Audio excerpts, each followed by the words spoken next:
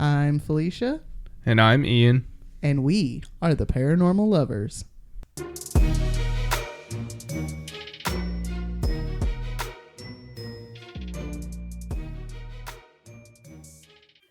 Hello, paranormal dudes, dudettes, and dudays. Welcome back to another episode of the Paranormal Lovers. Hey guys. Hey guys.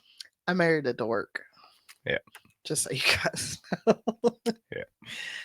Oh, thanks for joining us for another episode, number 114. So one of my favorite movies was Revenge of the Nerds. Okay. We have a spooky location for you this week, but first, the business. We will be vending at Haywood Pride on Main on June 28th in Waynesville, North Carolina. Come check us out. We will have shirts and stickers, and we'll even have Patty there with us for a little bit, so come by and say hi. If you're interested in learning some forgotten or rather hidden history, give our show Rethinking Our History a listen. You'll be mad, you'll be sad, and hopefully you'll take some of this history to heart. Yeah. And work towards a better world for everybody. Learn you a lesson. If you would please be so kind, give us a like, follow, and share on the social medias. Facebook,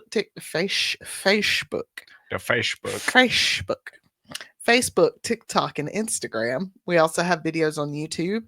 To find us on any of these platforms, search for the Paranormal Lovers in the search bar. Also, give us a rating and review on Apple Podcasts and Spotify. Feel free to leave a comment if you can, too. We love seeing those and talking with y'all. I actually had like a whole fucking conversation with a girl on YouTube this week about Nance Dude. Nice. Who's like from that area. So, pretty cool. That's cool. If you would like to support the making of these pods, we have a couple of ways to do so. First, we have our merch shop at theparanormallovers.threadless.com, where you can find shirts, wall art, skateboards, and all kinds of stuff with designs that we made. We also have a Patreon at patreon.com/paranormallovers. There for only $5 a month, you get early access to unedited videos of both shows, as well as stickers and other swag from time to time. Sorry. That's my Patty screaming. Deep breath right there. And finally, if you have a personal story or a topic request, email us at theparanormallovers@yahoo.com. Yeah, the kids playing Gorilla Tag in the background, and I guess they had like a birthday update, which I'm thinking Gorilla Tag's turning like 1 or 2 this I think year, it's 2. Like this month, maybe. Y'all, she triggers my PTSD so bad. I never heard nothing back from them from their horror update. They were like, well, sir, it's for children 10 plus. Maybe don't let your 7-year-old play it. Yeah. Right. All right. So this week we're headed back to California love. Nice. What do you love about this week? Oh, yeah. I loved going swimming and then going to see a movie. Yeah. Back to back. Shout out to Jennifer and Aaliyah, our Patty's best friend. Me and Aaliyah or me and Jennifer are friends. I don't know if we'd say we're best friends, but we're like pretty good friends. Yeah. Yeah, we went swimming Wednesday, and then we went and seen Lilo and Stitch. I about cried. Yeah. It was crazy. You know what's funny is we ended up running into 2 teachers that day. Nice. At the movie theater. So that was great. Yeah. Like, all right, whatever. What did you love about this week? I loved coming home one day after y'all seen that movie and Patty talking about how to do the Stitch voice. And me and Felicia both were like, oh, it's just like this. You gotta talk like this. And Patty was like, how do you do that? I said, this is my family. I found it. When he said that in the movie theaters, I was like, he found his family. Oh, God damn it. Yeah, it was pretty good. So, yeah, I love that we're having to teach Patty how to change her voice. Yeah, I'm not very good at teaching that kind of stuff. It's something I just do. I was like, oh, we can get you a voice coach. All right. Kid stuff, man. Kids, man. You have to like teach them these cool things. Yeah, when I tell you that I did not realize that when they say you have to teach your kid everything, I did not realize that they literally meant like Everything. Everything. Yeah. Like things that are second nature to us that we just do, like not even trying to. It's just like part of a routine or a habit or just something you do subconsciously. They don't know to do it yet. Nope. It's not something that they've trained themselves to do yet. Yeah. So you have to train them. And I'm like, I ain't doing this again. Right. Not doing this again. All right. We're going to California.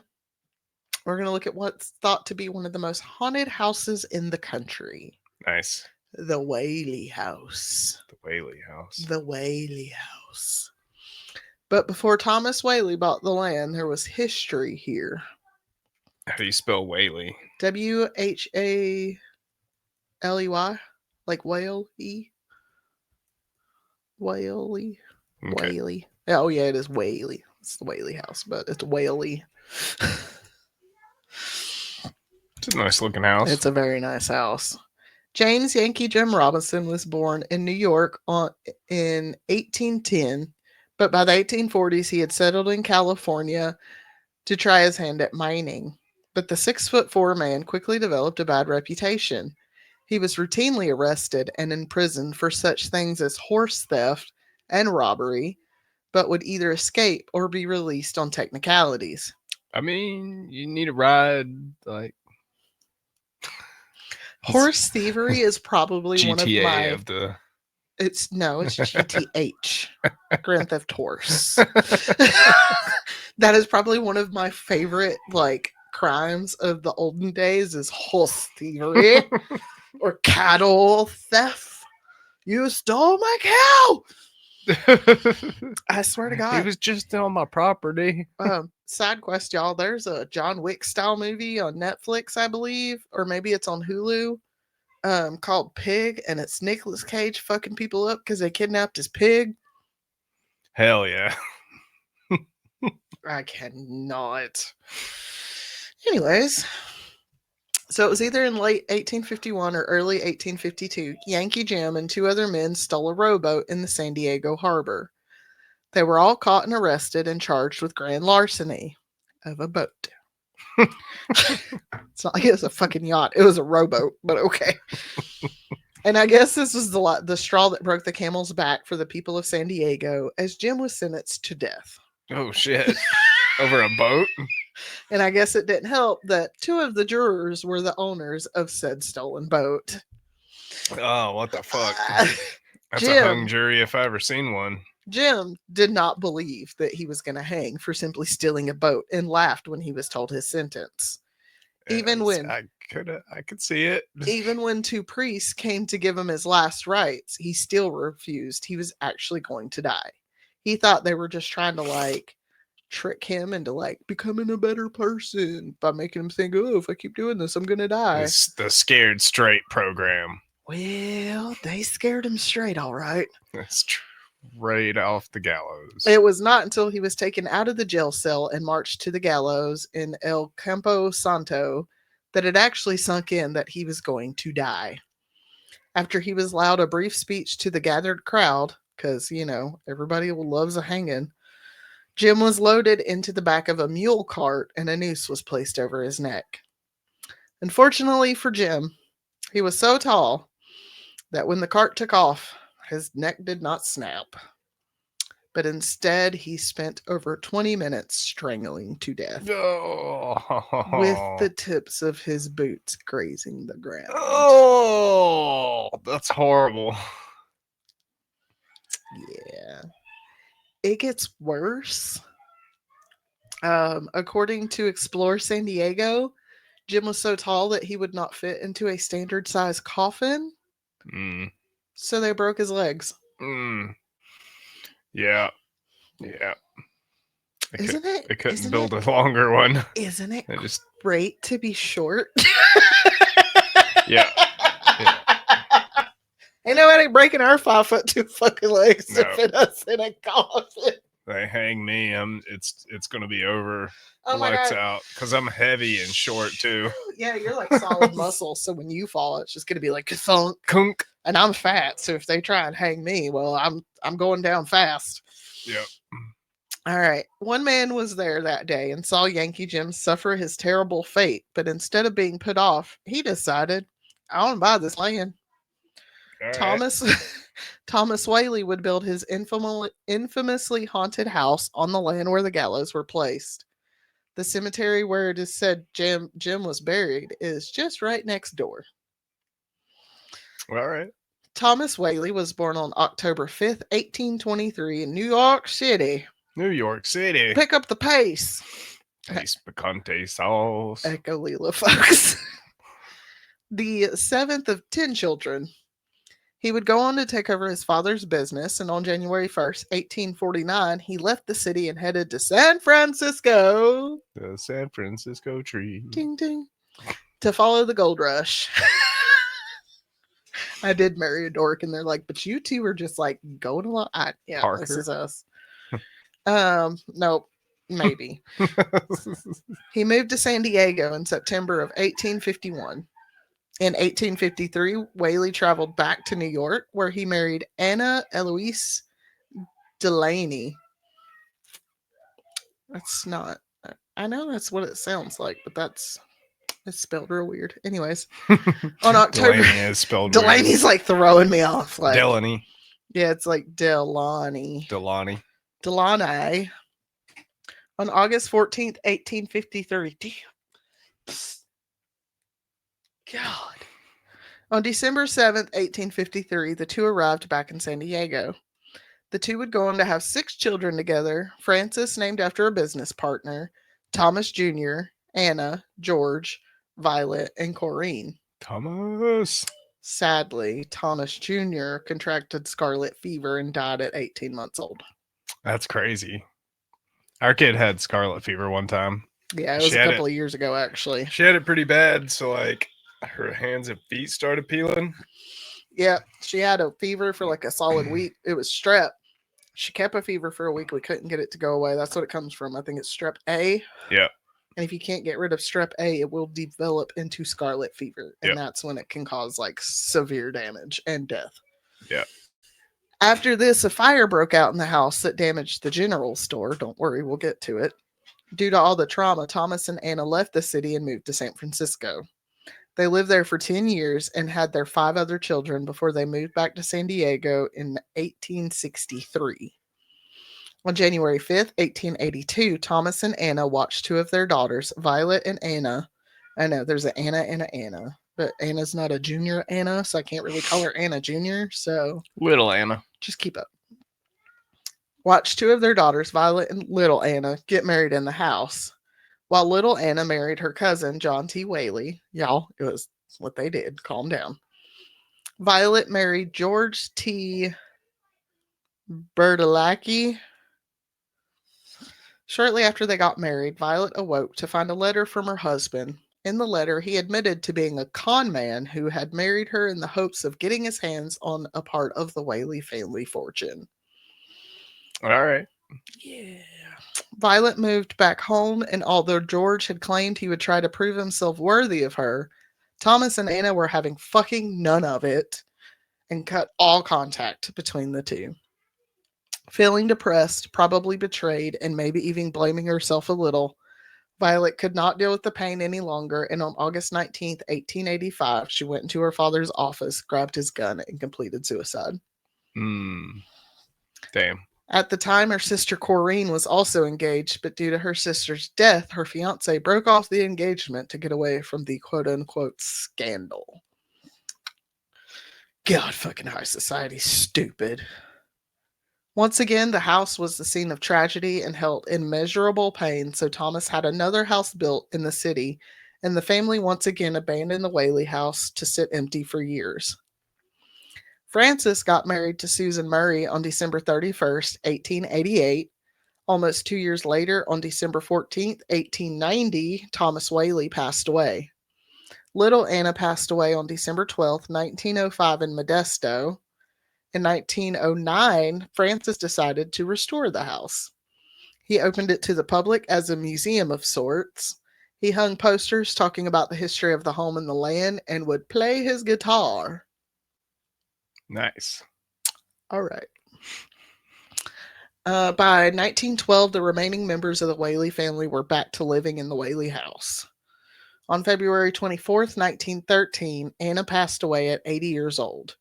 On November 19th, 1914, Frances passed away, and on January 5th, 1918, George died. Corinne lived in the house until she passed away in 1953. Wow. Thomas had designed the house himself, and construction began on May 6, 1856. It was completed the next year and cost about 10,000 doll hairs, or roughly 376,000 US dollars today. Wow. All of the bricks were made down the road in Thomas's very own brickyard. At the time of its construction, it was the first house of its kind in the city and the finest by far. Quote, the house was furnished with mahogany and rosewood furniture, Brussels carpets, and damask drapes, and was considered a mansion for its time and place, end quote. Nice. This house would be much more than just a family house, though. In October of 1868, Thomas rented out one of the rooms to the Tanner Troupe, a local theater troupe. On the opening night of the show, the room had a stage, a couple of benches, and 150 guests, many of whom were standing, in one bedroom in this house.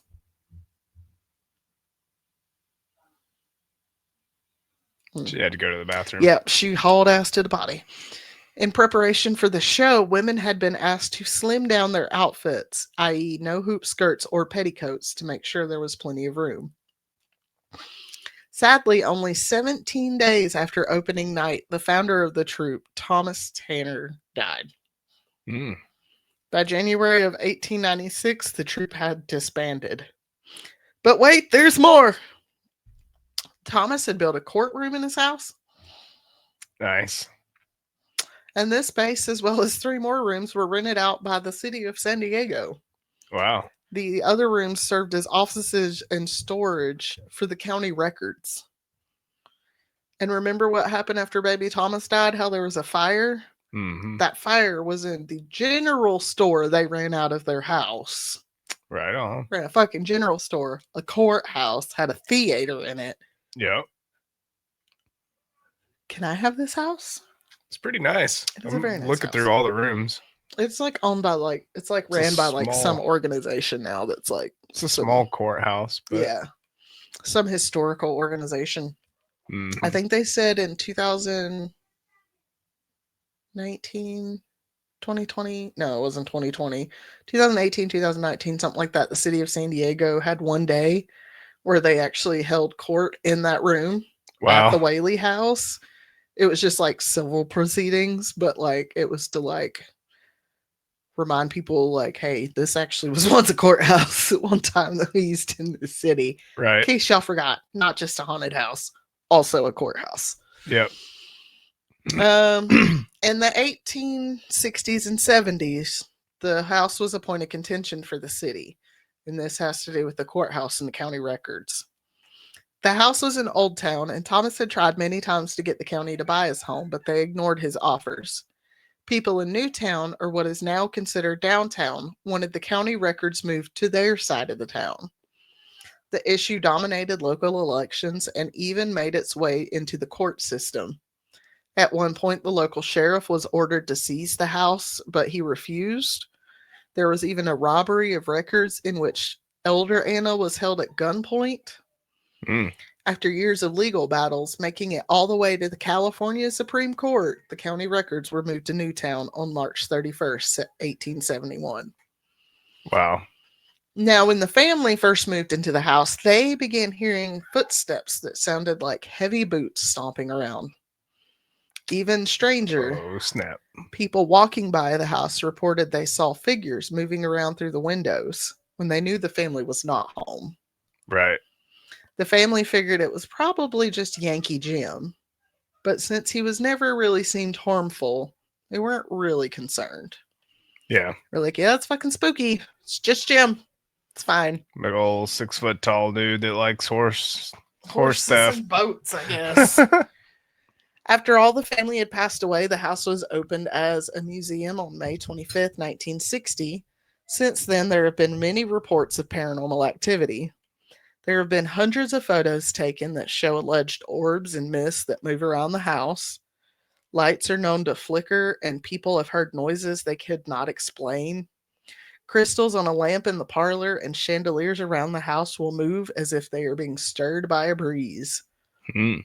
The most common apparition seen at the house is that of the matriarch, Anna Whaley. Yep, there's a picture of her right here She by is, a bench. yeah, she's been seen roaming around downstairs and out in the garden. People have reported they feel warm and welcome in her presence, which is usually accompanied by the scent of her French perfume. Oh, So Anna's like, hey, folks, come on inside. Welcome to my home. welcome. She's still Welcome. playing hostess, even in the afterlife. Right. Her husband, on the other hand, He don't likes like to people, huh? stand at the top of the stairs on the second floor and just fucking stare at people. Mm. He just stares at you. And if you make the mistake of getting too close to him, it's said that he will blow cigar smoke in your face. Oh, all right. So, I mean, I like the smell of a good cigar. I mean, right? I wouldn't be too upset about it because, like, as a former cigarette smoker, sometimes Right. I'm still like, I like them when they're not burning, though, like, yeah. for the most part. I like the smell of a freshly lit, fresh cigarette. Right. Like that first light yeah. off of it. That's like the best hit. After that, it's all ass. Yeah. It is believed. It's stinky after that. Yeah.